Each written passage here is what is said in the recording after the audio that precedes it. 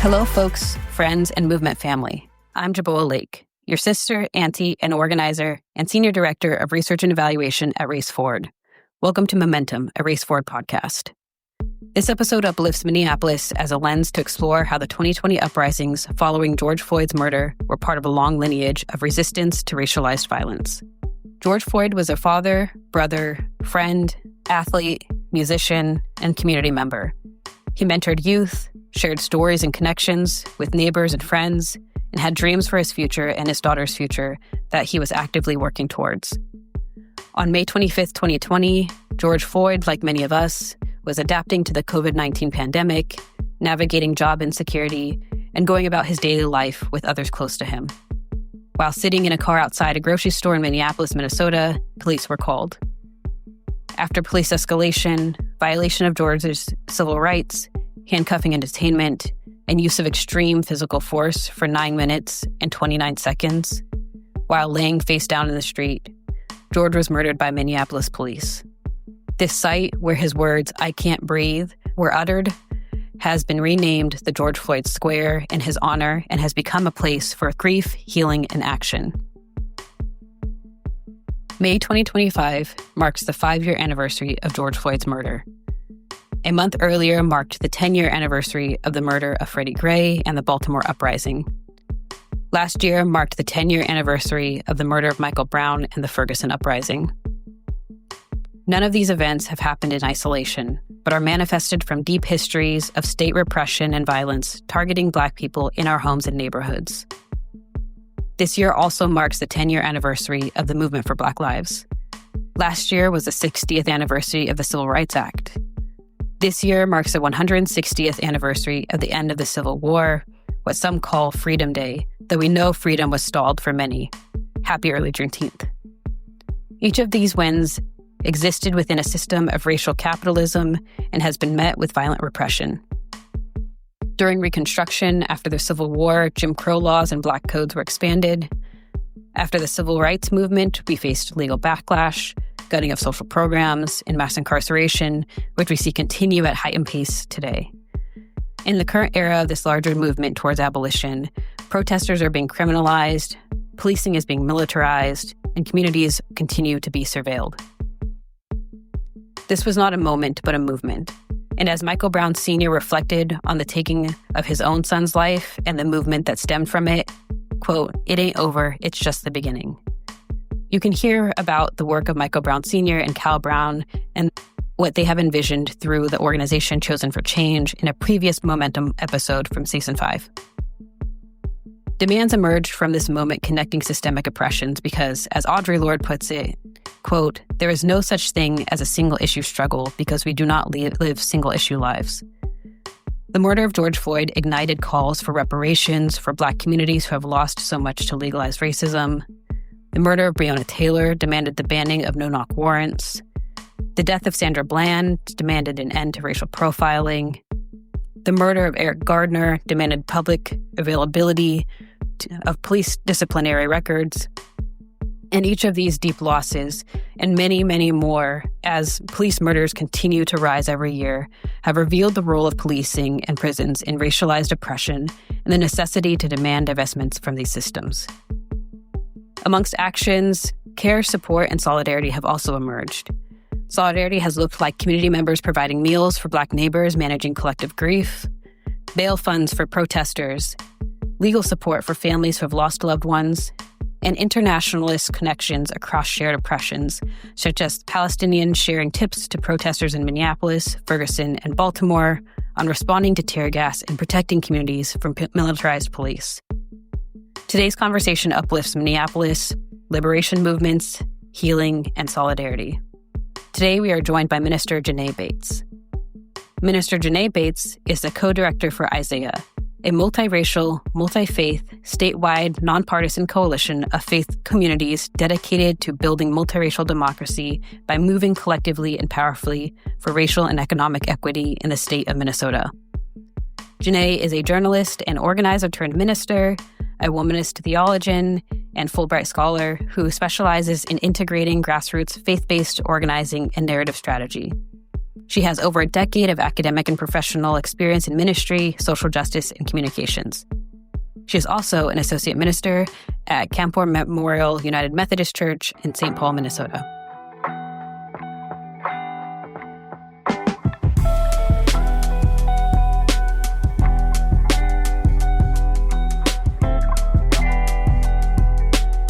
Welcome, Minister JaNaé Bates, to the Momentum Podcast, a podcast by Race Forward.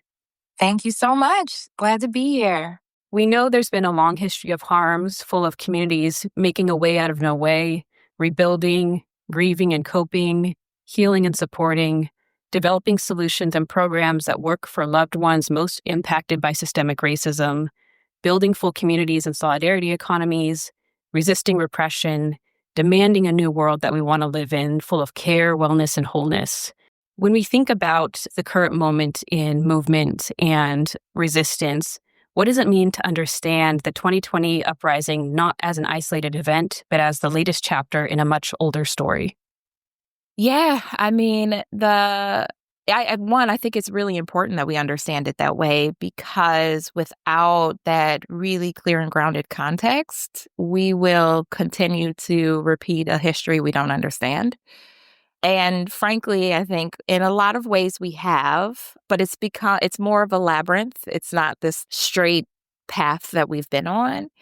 And the beauty of folks within the movement space who have different points of view, different perspectives, and different understandings of the history, especially recognizing we have elders in the movement who have been through the civil rights era, we have folks in the work who are geriatric millennials who have been through the earlier stages of the Black Lives Movement, and recognizing the ways in which the learnings that we've had around resilience, but also the development that we've had on strategy and the clarity that we get to have about the way in which opposition operates, the way in which opposition finds its resources and the tactics that it uses that are pretty tried and true. And we can collectively learn how to create space for us to have, some strategic take a breaths, real strategies and real planning. And then think about how is our ecosystem operating fully. So where is it where it makes sense for our folks who are doing the direct action, the activism, the policy making, the organizing and leadership development? Like how are all of these pieces being developed, being strengthened, being fortified for what we know is a long fight? And then, not all of us know that. There are folks who get into the movement and then think we are about to solve racism tomorrow, and what does it look like for us to really have the real contextual understanding of what our ancestors have been through, but also the pathway that they created for us? And how are we smartly taking some of the roads that they've paved for us to be able to advance farther and stronger? So I think it's invaluable to really actually take space and consider this long trajectory that we've been on, reflecting on MLK's, the metaphor of the arc towards justice being long. It's bending toward it, but it is long. And depending on where you are on that arc, it looks like it's never going to happen. And the necessity for there to be, if we're being real, everybody's not going to get grounded and we're going to win. But there needs to be people in your movement space, in your work, who has a compass towards we are going to win, regardless of circumstances, regardless what it looks like, because hope is the most powerful thing that I've ever experienced in this work. It is a self-fulfilling prophecy where you actually get to experience real wins, which then cultivates more hope in you and the people around you, that then allows for the possibility of more and more wins. We get to be possibility stretchers in the work, but that really only happens when you have some clear understanding about what happened before, your role in this moment, how you were created for this moment to take the next step forward, and that also there's some folks waiting for you to pass the baton to them. But you get to win things, even in whatever part of the ecosystem that you're in right now. And, needing that sustaining and perpetual hope is necessary. Sorry, that was a very long answer to your first question. It is very real, especially in these times. I think we need it.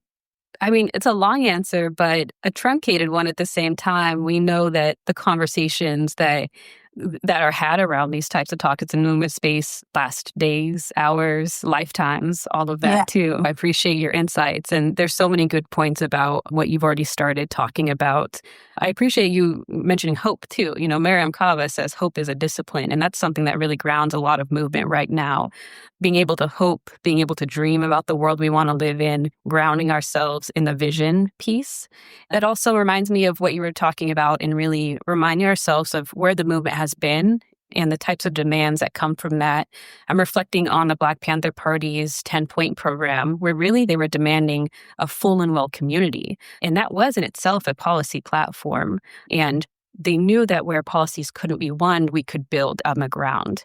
So I'd love to hear a little bit about from you when it comes to public responses to tragedies like police killings, when we know that there have been demands and programs and movements that have existed for a long time that we're continuing to use to sustain ourselves.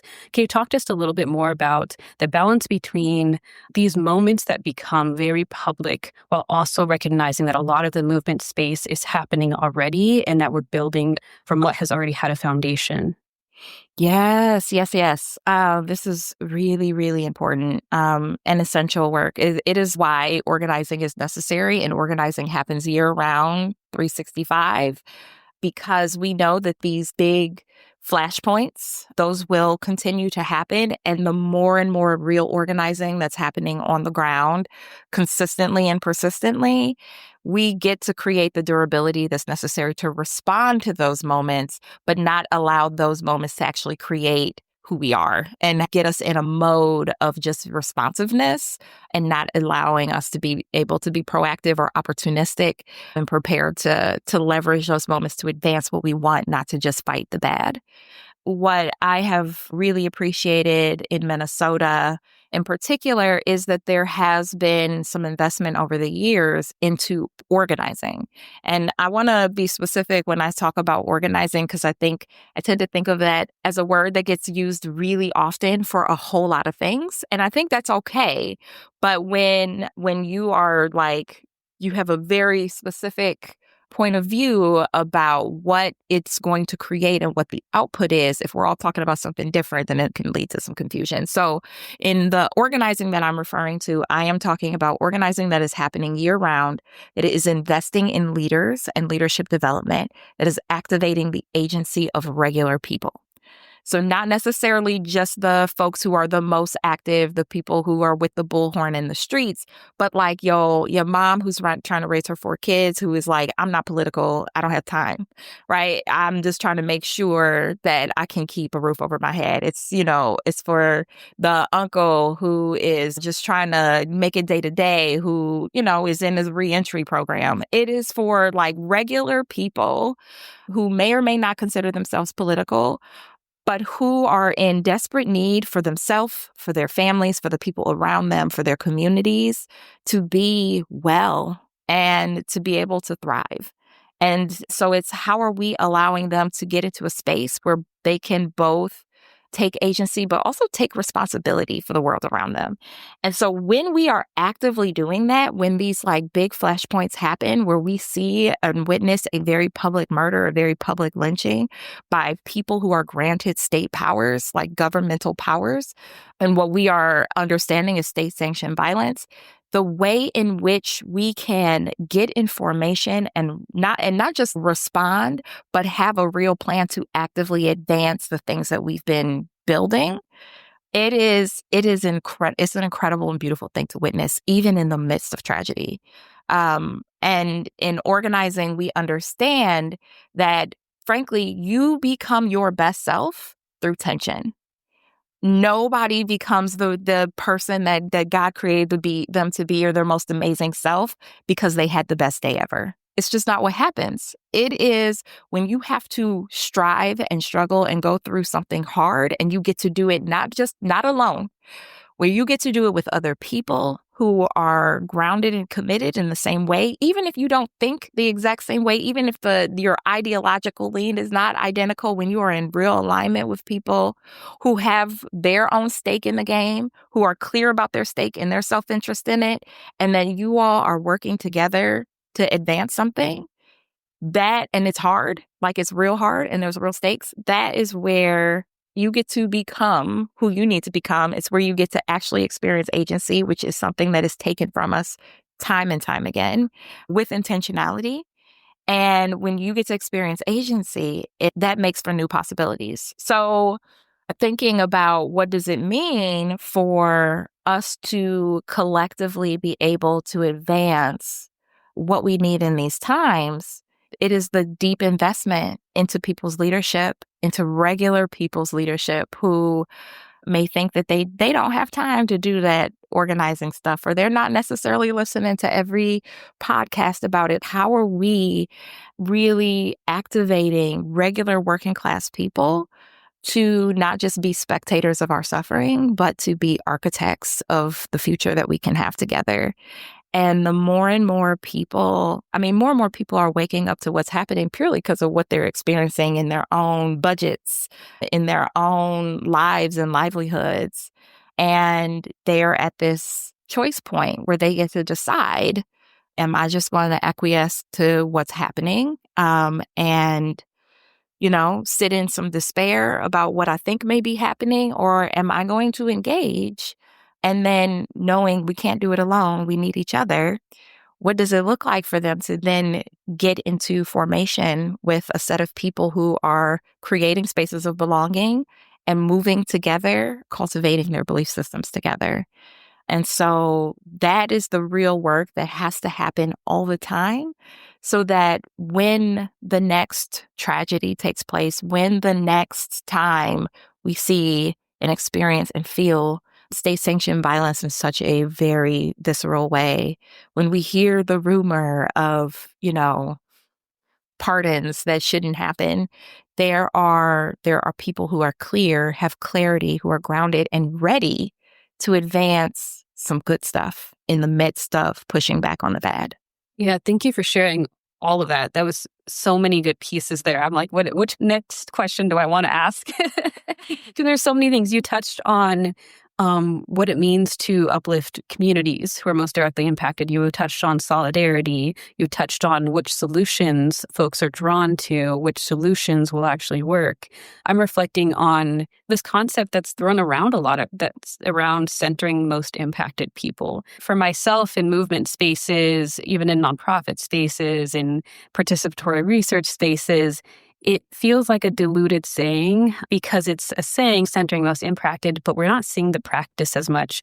And what I'm hearing from you around investing in organizing of regular people is really about investing in the leadership and the knowledge and the expertise of the people who really are most impacted, and those really practical pieces that are about living that and not just saying that too. I'm also thinking about how movements get co-opted. I was an organizer with one of the only Black-led organizations in Portland, Oregon for many years, and we constantly had to fight the narratives against Black-led organizing that were co-opted by folks who called themselves allies, but didn't really have the Black community's history in mind, the Black community's needs in mind, our demands in mind. So it wasn't centering most impacted people, just saying things like Black Lives Matter. It wasn't in practice. And I think about how that changed the narrative of what our demands were. So I'd like to hear a little bit from you about what it means to actually uplift the organizing from the ground, from most directed people, and the implications for which demands are uplifted, who is turned to for governance, who is turned to for power, how that impacts how we actually see change happening. Yes. This is probably one of my most favorite topics. So the The notion of centering those who are most deeply impacted, I think, is a really complex one, because when we think about who is most impacted, often, we'll give a broad brush. It's like Black people, which for sure. But then we also have to recognize Black folks are not a monolith. We say it all the time, but we don't necessarily practice that. And then we'll layer in things like race, class, religion, and also like what is the particular issue cut that we're talking about? Who is most impacted for what reason? And what I have learned, especially in organizing with, again, like regular, schmegular, working class folks, is that the reality is that people, frankly, people across region, across even race, all folks have real pain. Like that is a core thing that we actually fundamentally need to understand. All folks have real pain. People, most certainly, there are groups of people who are far, far more like viscerally, directly, first and hardest impacted in what is happening in our state and our country. And every person actually needs to be clear about their own pain. And so in one of the core things in the organizing work that we do, because at Isaiah, we have what we call the rooms of the house of Isaiah, and in Isaiah, the house has many rooms. And so in that house, we have like Black-owned barbershops and Black churches that organize in that house together. So it is a Black house, right? But we also have the manufactured home parks crew, which is a lot of poor white people and Latinos, right? And so they're organizing together. There's a room in the house that's 500 childcare centers of like childcare center providers and teachers. And in that room, they get to strategize together, and it's multiracial. A lot of women, for sure, overwhelmingly women, and a lot of Somali women. But the thing that is the glue that holds all these rooms together and the many, many more rooms that are in this house is the clarity about their own skin in the game. And when we're talking about centering those who are most impacted, we are also making sure that the thing is, if we have white saviorism that wants to sprinkle its way in, and their entire orientation is, I got to help that poor Black person or that poor immigrant, that is dangerous for the entire movement. Period. Because what will happen is when it gets hard, when it is scary, when it has real costs, which it does, then they'll run. Because they're not clear about their own stake. They're not clear about their own stuff. And we actually, if we want real, like, multiracial democracy, and to be clear, everybody doesn't want that. Even everybody in our own house doesn't want that. But if what we do know is that is a pathway towards having independent Black political power, especially in a state where Black people are only 6% of the state's population. How are we thinking about what is possible? It will require everyone to be clear about their own skin in the game. And then that will allow us to be orientated towards, here's what I know. I know I've got to do this for my family. I know I got to do this for me. And here's the set of reasons why my kid is going through this thing. Or like, people need to be clear about their own stakes. And that is the only way that you really make it possible to center those who are most impacted. Because then you're not just you're centering yourself in a way that there's a fundamental shift. There's a fundamental difference. And so you recognize like this, random white person who is thinking about the way in which they were raised and that their dad was super hard on them and was a drunk because he was told a set of stories about how he was supposed to achieve everything because he was a white man. And yet his factory was shut down, and then he was told to blame immigrants for it, right? And then that made him not a very great dad in the household. And so this person grew up with a certain understanding, a particular economic understanding. If they aren't clear about the impact that has on them and their family, and have some real cold anger about the lies that their dad was told, and they're not clear about that, then them just wanting to do some saviorism stuff, again, It's not at the pivotal moments where we really need you grounded. You won't be, because you were just trying to do it for somebody else. But if you are clear that this is about me and my family as well, like I recognize in which these systems, opposition has leveraged and wielded these wedges so that I'm supposed to have disgust towards you, and that every person who looks like me is supposed to have these bitter feelings, that I'm supposed to believe that like taxes are bad because it means that you get to this notion of like power being pie because you have more, I have less, like all of that. We have, in order to disrupt that, we have to do something different. And so, yes, we should absolutely be centering those who are the deepest impacted. Yes, recognizing that the fact that Black people are being murdered at ridiculously high rates, not just by police officers, but by the divestment from our healthcare systems, from our education systems, from every single, like, it's an abomination. And the impact that it also has on Latinos, on Indigenous folks, on white folks, on Asian folks, it is real. And folks need to be clear about that. I know I went on a soapbox, but it's one of those things that is so freaking important, because it really does require folks to do some real work. And that doesn't mean just go read a book on racism. It means you need to be clear about your stake. And that is how you can actually show up in a way that is real, like real solidarity, and not just allyship. Especially talking about solidarity, this is an area where I think a lot about solidarity and coalitions. And it's not just thinking, and what does it take to build a strong coalition? What does it take to build a coalition with a foundation of understanding of each other's interconnected struggles and not seeing them as distinct? You were talking about oppressions and intersections, and it's really about recognizing that no oppression is happening in an isolation. So when we recognize the relationship between our communities as they sit within a history, a society, a system, it brings up a lot. And then you also mentioned, and it's true, it's like we also have to recognize who is being directly targeted. So even in systems that are impacting everybody, there are times where the Black community is going to feel the brunt of it. The immigrant community is going to feel the brunt of it. I'm thinking a lot about this kind of idea that was happening, especially about 10 years ago. And, this year is the 10-year anniversary of the movement for Black Lives. Last year was the 10-year anniversary of the Ferguson uprising. We have a lot of really tragic anniversaries that have been coming up, but they're also anniversaries of the starts of movements and hope. But at the start of a lot of these movements, especially around 2014, 2012, 2016, as Black organizers, we always got questions, how do we show up for you? How do we show up for you? Folks wanting to think about allyship, but not wanting to practice solidarity.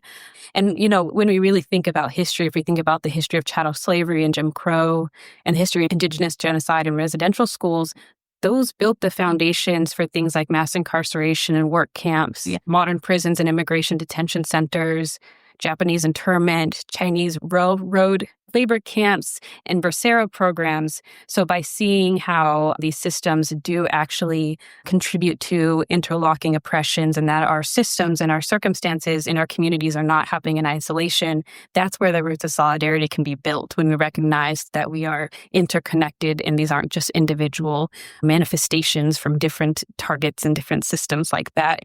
So I want to think about solidarity and get some of your insights about what solidarity has looked like historically and now, and what does it mean to act on solidarity, and especially when we're trying to get at the root of an issue that is impacting our communities. As you were talking, I was also thinking about the many ways in which intersection happens, and thinking about the way in which class plays a huge role in all of this.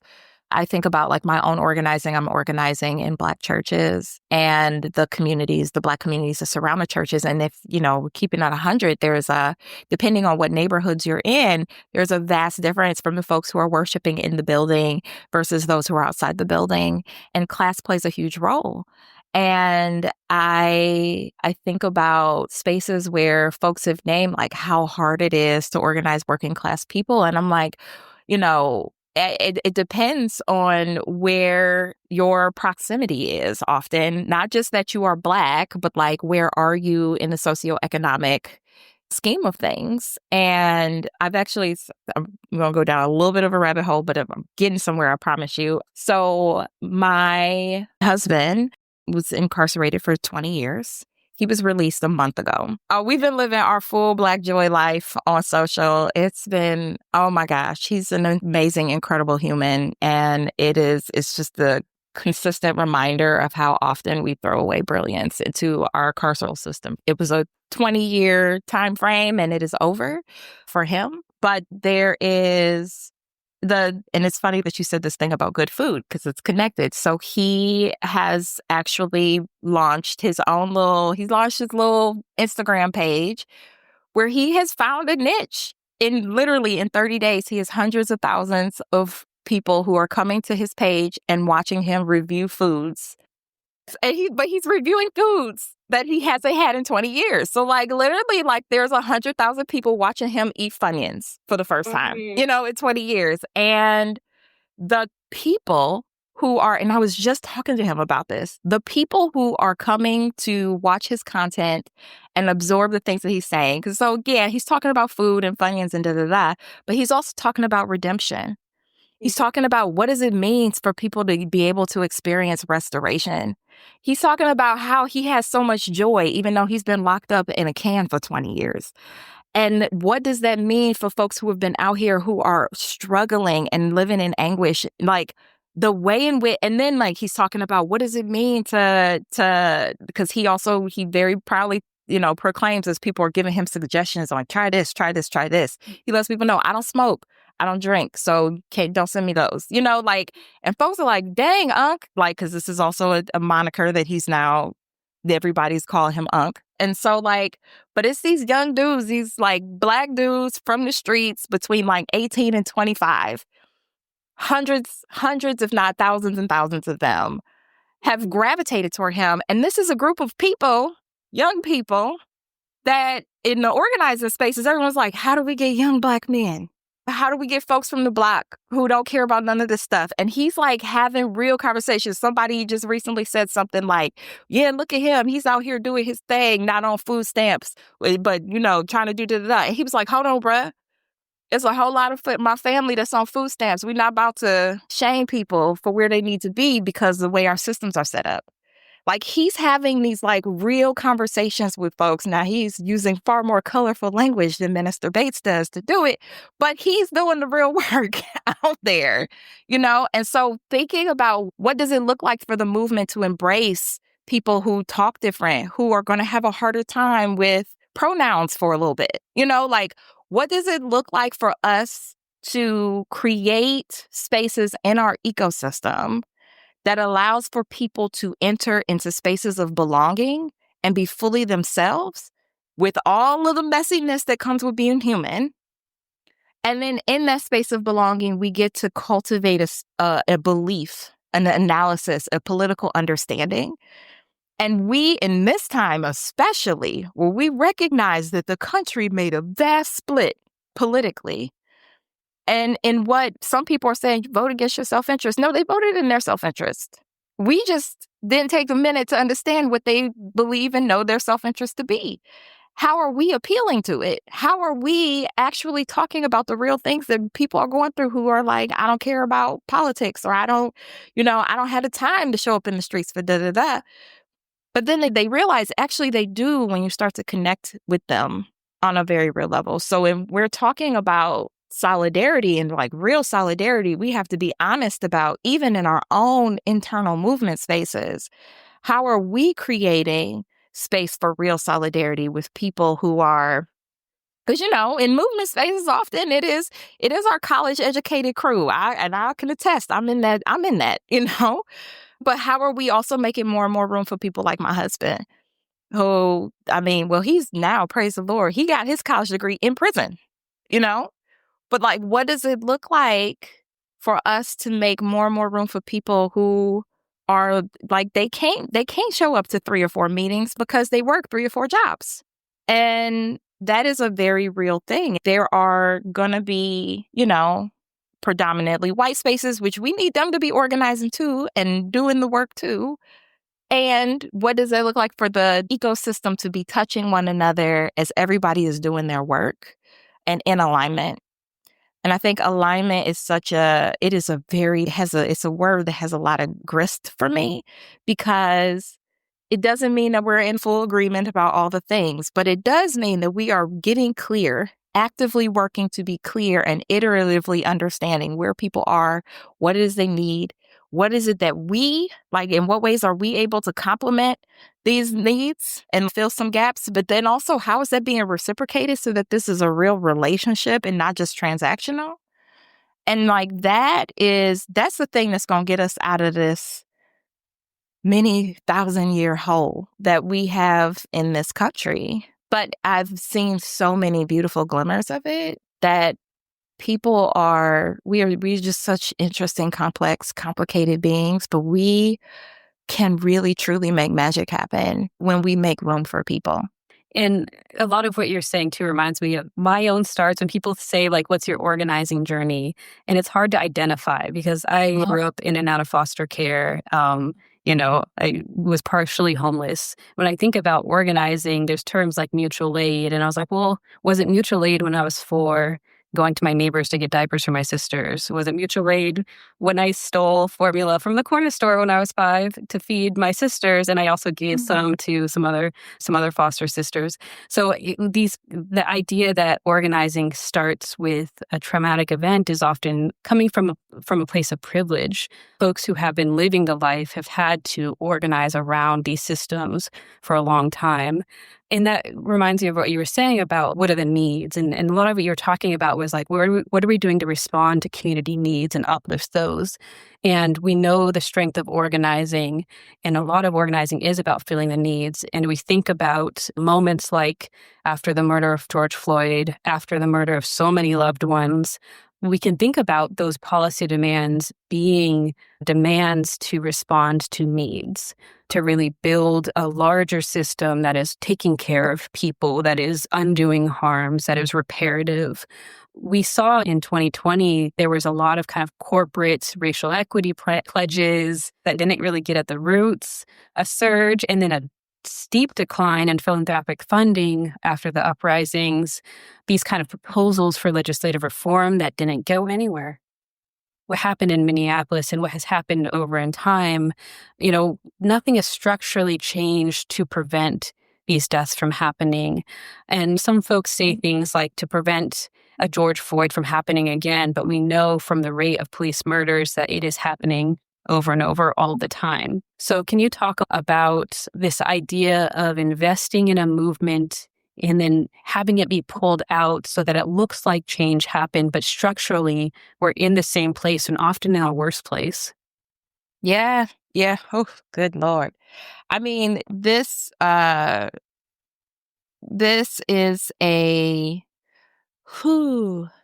I think we had a skeptical eye during the uprising, where all of a sudden a bunch of corporate interests decided to put Black Lives Matter on their ads and leveraged it largely for a feel-good campaign for the moment. And companies and corporations, and even, here in Minnesota, and I imagine it was in a lot of places, every business had in their storefront Black Lives Matter or Black-owned business. Largely, a lot of that was really about what we know it was about, protecting property. And it also was not shocking for many of us to find the ways in which, as soon as the cameras were lowered, there was the massive backtrack on all the promises made about millions, if not billions of dollars being poured into protecting Black folks, having truth in education. As a matter of fact, some of the very same corporations that made those pledges also put lots of money into a little nonprofit called the Heritage Foundation, who created Project 2025. And so this hiding the hand, as you are declaring that we want truth in education and we want to talk about how Black lives matter, But we also want to erode every inroad that we've made on diversity, equity, inclusion. We want to do all that we can to fold back this notion of teaching education in a way that actually allows for every child, regardless of what they look like, to have a fullness of who they are and the ways in which people have been harmed over a very long period of time. And so to me, it is just even more clarifying that we should not ever get ourselves in a place in which we depend on corporate interests to be our savior. And it is totally understandable why, when you have a government entity that has failed, that is non-responsive to the needs of people, like that is the whole reason that mutual aid is an absolute necessity. It is because we have to run triage to where our government fails. And I am being real explicit when I say our government, because I've named before, our government is not just people in a White House or City Hall or a, county commissioner's space. It is us. It is supposed to be we the people, but it does require the us to take responsibility for it. And everything around us shouts, don't do that. Don't take responsibility for it. It's so bad. It's so corrupt. It's so disgusting. Why would you want to participate? And because the more and more that we get pushed out of it, the more and more we believe that, oh yeah, why the heck would I get involved in that? But it is intentional. It is an intentional scheme for us to say, no, I don't want any part of that. But then that is when we become siloed. It is when we operate in isolation. It is when we get to a place where we actually don't think to confer with one another to realize, oh, shoot, it's a whole set of people who ain't been paying what they owe. There's a whole set of folks that are like running lobbyists through every level of government to say, heck no, don't raise wages. Let them people make slave wages. And then, and simultaneously saying, let's raise the price on everything from bananas to healthcare. It's the very same entities who know how to run that game while they're also saying, hey, you should lay down, go to sleep. You all right. Because corporations are going to take care of you. Capitalism will save you. And even in Black spaces, I hear, it's like Black capitalism will save us. If we just separate ourselves and run our own businesses, that will be the thing that gets us out of this hole. And it is actually us getting clear on the ways in which, we have to take responsibility for what the heck is happening around us. And not abdicate it, not be like, I don't want nothing to do with that, because that's our stuff. The collective resources that happen in this country are ours. They belong to us. And if we're like fighting over just like tax dollars, then we're saying, yeah, go ahead, divest from our schools, from our hospitals, from our streets, from our neighbors, so I can get an extra $4 in my paycheck. It's ridiculous, right? While the billionaires are getting extra billion in theirs. No. What we are saying is it's actually time that we invest in what we need. It's time that we tax the rich the way that they need to be taxed. It's time that we actually leverage our resources, our collective resources that have been acquired because of the work and the love that we've done in caring for ourselves and one another to have the things that we need. It's like, I've referenced a little bit the rumor of this pardon of Derek Chauvin, who killed George Floyd along with his posse in the Minneapolis Police Department. And, the things that we are real clear about is that, in the event that Derek Chauvin was pardoned on the federal level, he still would not be released from prison. He would just come to Minnesota and serve his time there. But the thing that also happened during all of this rumor milling was the order from Trump, the executive order from Trump to funnel a bunch of federal dollars into police departments to give them more gear, more riot gear, more ammunition. It's like those things are important. While we shouldn't be actually reporting on the rumor, we should be reporting on what's actually happening, is that our police departments, our sheriff offices are being equipped with more and more things that are about harming people. And so how are we really, again, getting clear and grounded in our own bodies about what is really happening Not just like I know things are bad and I'm not going to focus on it. And even in like my own people within church spaces, sometimes we get to be God is in control. I don't need to focus on it. I'm going to be okay. It is all a disassociation that is about abdicating the responsibility that we actually get to have, get to in a good way. I love organizing. It gives me more joy than I could ever imagine. And if I wasn't doing it, I would be depressed because of all that's taking place.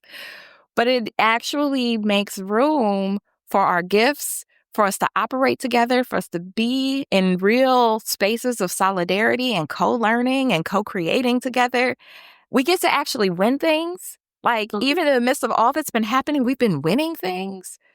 I know you name it, in the city of Minneapolis, there weren't structural changes that do something about the Minneapolis Police Department. And that is true, in the sense of no policy pieces. But what has also been true is we demonstrably shifted this notion of public safety, meaning police only, to now if you ask any rando in the city of Minneapolis, what is public safety, they're going to name a whole set of things. And police may be in that list, but it also might not be. That was not true in 2019. It wasn't. Public safety, period, meant policing. And to me, that is a profound structural change because as you start to shift the people, you can shift the political will.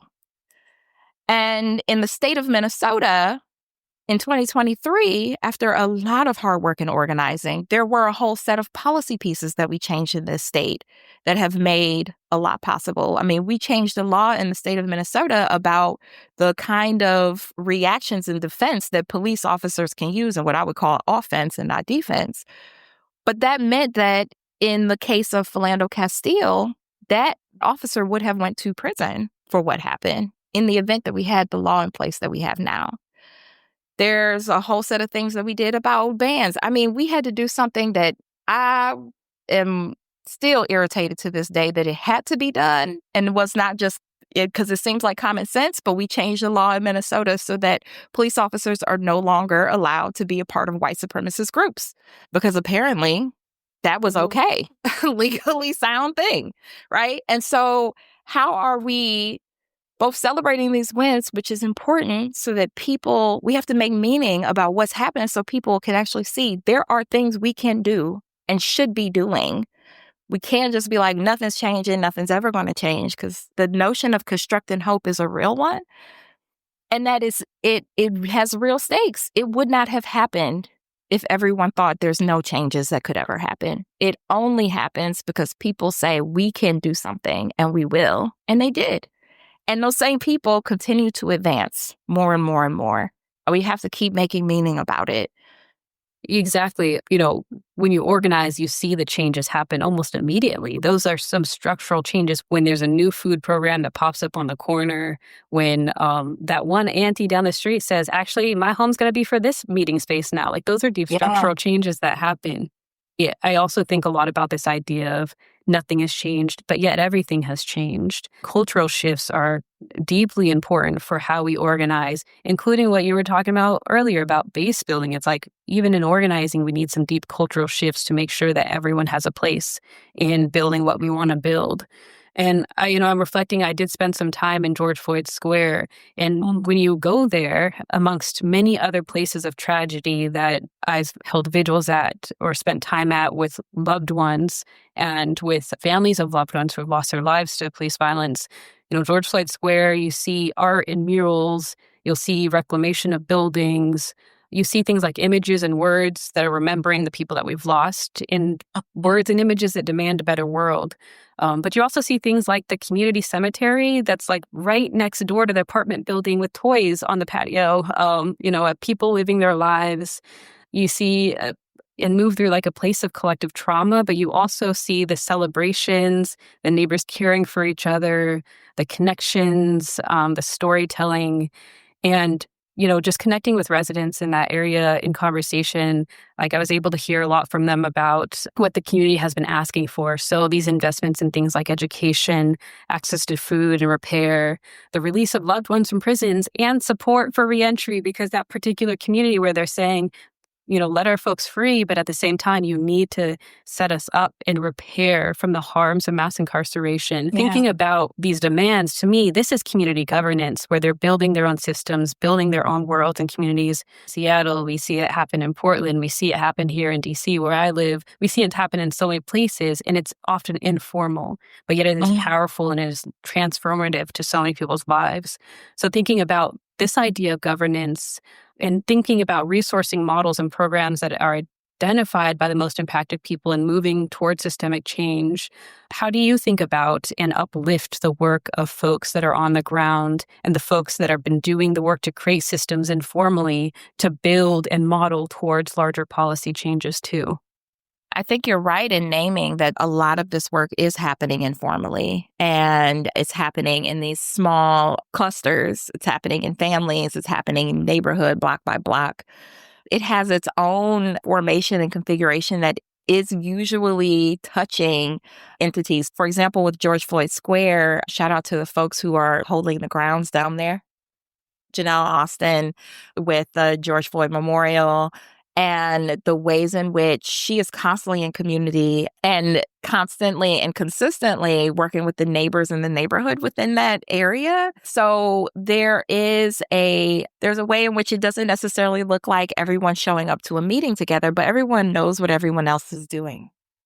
That's how I remember, just growing up, that being this sense of a real sense of community, this real sense that if you needed to, beyond the going to borrow some sugar or some milk from next door, you could also be like, hey, you see my kid acting up, check him, there is and I really find this such a beautiful act of resistance, even in itself, because we have been told story after story after story about how we actually shouldn't trust one another. There's this seated distrust of your neighbor that is constantly and consistently happening. Don't get to know them. Don't talk to them. If you see somebody doing something sketchy, call the police, as opposed to hey, what are y'all doing? Actually speaking to people, saying hello, look at someone in the eye when you see them on the street and saying good morning. There are ways in which we're taught to be more and more in isolation. And so when community happens, that is a revolutionary act. And it is a beautiful one. It's human beings being human in the midst of being told we shouldn't be. There's so many folks in more formal organizing work who is doing that work. I think about the Shara Garraway, whose fiance was killed by police officers. And so she launched her own organization to be with people whose loved ones were killed by police. But they are in community often. Just being with neighbors and being with loved ones. They don't just show up in tragedy, but they create spaces of wholeness and well-being for community, for themselves. Was there, they have all experienced some of the hardest trauma, but also recognizing that in our communities, that is what we need. Because what we have seen are these cycles of violence over and over again. And if we are going to get to a place of wholeness and healing, yes, let's go get the therapy and the mental health treatment, and also recognize oftentimes that's not even accessible because our community has had our healthcare access taken from us, And so what does it look like for us to, in our community spaces, in our family spaces, in our neighborhood spaces, also ensuring that we're touching, that we know what's going on, that we are those who have the more of the capacity to step in and be like, hey, I know what this organization or this configuration of people are up to. There's ways in which we could support ways they could support us. A lot of that is happening. And for the most part, I'm just I'm encouraging it to happen more and more. It's creating new possibilities in it. And frankly, the more and more that people get in relationship, real relationship with each other, there is really only up from there. Even when it's hard, even when it's we clearly do not agree on a whole set of things, but we're gonna thug it out and figure out how to have a real conversation. It's incredible. It's an amazing thing to witness, to be a part of. And it's just beautiful that it's happening over and over again. I'm grateful that you brought it up, Jaboa, because I think that that is something that does not get lifted up as often as it should. I think it actually could be the thing that saves us, frankly. And that's the beauty of dreaming about a world we want to live in. Lydia Marisha, who's an organizer, used to work in Portland, Oregon, has done a lot of work with the Keaton Otis Vigil and Memorial from Keaton Otis, who was murdered by Portland police. And a lot of her work identifies organizing as science fiction because it really is about imagining a world we want to live in and building towards that too, along with having the things like you named, like hope and joy and conflict, principled conflict, and being in right relationship and having tensions and welcoming the complexity of what it means to be a person, build a stronger movement. We've talked about and uplifted some of the work that's been happening in Minneapolis, along with other places too. And of course, I'm not asking you to speak for Minneapolis or Minnesota at all, but as someone who has worked closely on the ground, as someone who has connected deeply with families who have been impacted by police murders and impacted by really death that has happened from systemic causes, whether that is lack of food, lack of healthcare, all of these things. What are some things that are going on in Minneapolis that you just really wish people knew, either about organizing, about how the community moves, about solutions that are happening? Yeah, I would say there's actually a lot happening. I think there's both like the things that I think a lot of people know are going on. There was just recently, because of the 5th year anniversary of the murder of George Floyd, there's been everything from like galas. Shout out to Leslie Redmond, who hosts that every year, and had the family of George Floyd there honored and celebrated for their love and love of community as they continue to push forward. But then we have a celebration of life and a memorial of events that happened over the weekend in a bunch of different spaces. And then there's also the deep reflection spaces that happen in community and on social that are a continuation of all of the work that continues to happen on the ground. So a lot of what folks are working through now is, we can't ignore. We are not in peacetime. And I mean, I think that has always been true to a degree, especially for Black and brown folks, especially for poor folks. And I do think but this is different. Where the particular time in history that we are in is different, and it is not in peacetime for the vast majority of us, not just for those who are the usual of being the hardest and deepest impacted. And it has allowed for, I think, this is like going back to what I was naming before about kind of like this decision point that people are arriving at, where in some spaces you get the feeling is palpable, where people are like, I don't even know why I'm here. I don't have the energy, the mental space to be here right now. I am struggling. It was a revolutionary act to get out of bed today. And then there are people who are like, I am hungry to take some real action. I don't want to just do what we've always been doing, because I feel like we still end up where we are. And because so many people are, and frankly, like, it's fluid, because I think that the people who are like, I could barely get out of bed, if they have that thing that is like, here are some real practical actions I get to take and I get to do, that will give them to take the next step. But at the same time, the folks who are like, I'm hungry for something to do, if they get the wrong thing to do, they like, man, F this, I'm going to lay down. It's fragile. And sometimes fragile like a flower, sometimes fragile like a bomb. And I think we are in a particular moment where we should be taking the space to truly strategize with one another about real action steps, about a long-term plan and vision. Because, things like Project 2025, it did not pop up out of nowhere. It didn't just all of a sudden happen in 2024.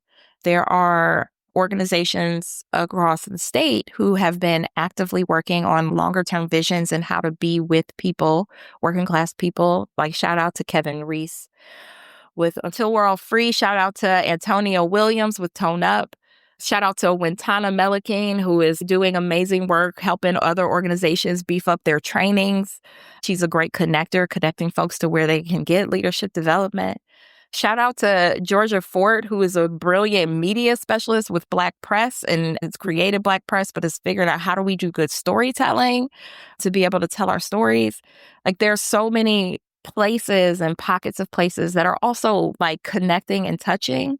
The work that we're working on at Isaiah within Black spaces called Project 2027 that we've been working on for over a year now, building up to 2027 and how we're going to usher in a whole set of wins that benefit Black Minnesotans. There's a lot of places where people can tap in to get like real, concrete, structural, like rejuvenating action and work that allows us to then propel into the next stages and the next steps. I'm sorry to my people out there if I forgot you, or not even forgot you. I didn't forget you, but we'll be here all day if I'm naming every org and activist and organizer doing something dope. Yeah, no, thank you for uplifting all of the beautiful work and people that are plugged in to real change happening in Minnesota, happening in and around Minneapolis. It is, again, a reminder of one of the themes of this conversation. We hear in the movement that this is not a moment, this is a movement. And it's a recognition that it's not something that just happens in isolation. This isn't something we just care about right now. We're not only angry right now, we're not only hopeful right now, but there's a long, deep history of action and movement and resilience that has contributed to this longer arc that we know will have to continue for a long time. There's some folks that say, I will see freedom in my lifetime. And there's some folks who say, I know I will not see freedom in my lifetime, but I'm going to build towards it anyway. And those still have the same kind of image and goal in mind too, which is a beauty. Yeah. And we know that this deep change requires sustained pressure, which means taking care of ourselves so that we can be resilient throughout that pressure, that we can be as healthy as possible while our health is often compromised because of the exact things that we're fighting. It also requires deep memory. So preserving our histories, preserving education that really has set the scene for how we move with each other collectively. It also means cultural preservation, making sure that Auntie who knows how to weave baskets remembers how to weave baskets and tells us how to do that. Finding ourselves in some quote circles again so we can share memories and struggles and solutions as a site of organizing. It also means, listening to our elders, and it means welcoming questions from the kids. I'm an auntie, so I'm always like, okay, kids, what questions do you have? But it means so many things. And again, to so much you have been saying is it means being a person, and it means being a person in relationship with others. So thank you so much, Minister Bates, for this conversation, for your insights, for uplifting your community, and for the deep work that you do and the deep work that everyone you surround yourself does, and to really, really have a deep impact from the interpersonal level to solidarity with different folks to these larger systemic fights that you are also entering into. So thank you. Thank you. Thank you so much for having me. Thank you so much for the work that you're doing. Because I think, as a former communications practitioner in the movement space, I recognize how incredible it is and how important it is that we have really good storytelling, that we are doing a lot of meaning making, that we're not just like moving to the next thing, but actually taking space and making space to talk about what we learned, like the things that were hard, where we can go next because of it.